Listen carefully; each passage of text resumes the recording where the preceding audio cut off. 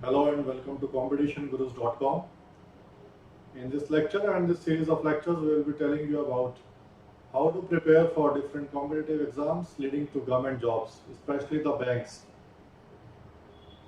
All these jobs mainly have four different modules. We will be covering all these modules one by one. Your first module is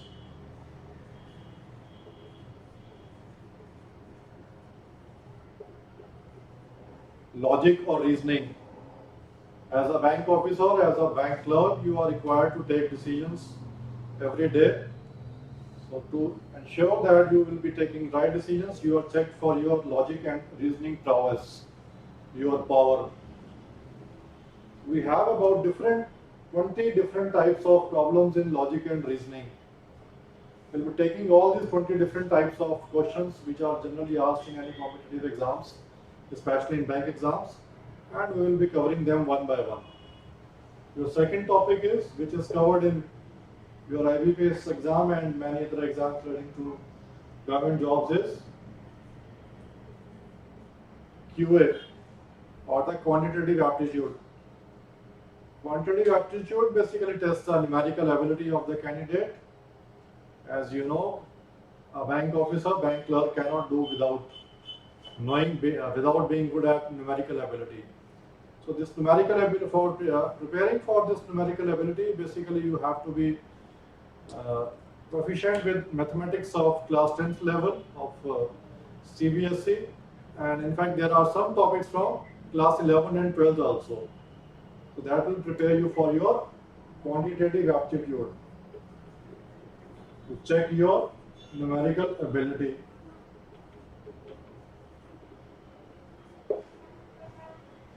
And the third topic which is required to be covered is English.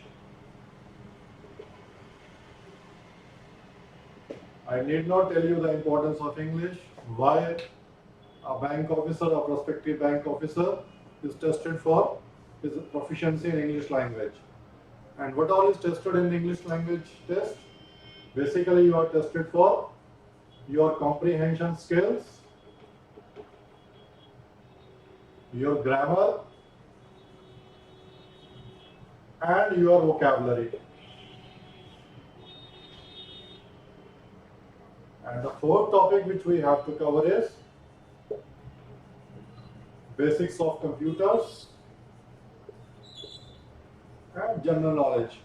And general knowledge is both static as well as dynamic. Static is past history, who won which award in which year, and static, that is static, and dynamic, like what is India's current GDP growth rate,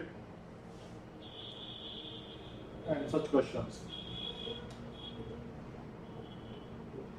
Out of this, logic and QA, these two papers, you just have to see what are the contents, what are the methods involved. As I told you, in logic there are about 20 different methods. You master those 20 methods and you have mastered your paper on logic and reasoning.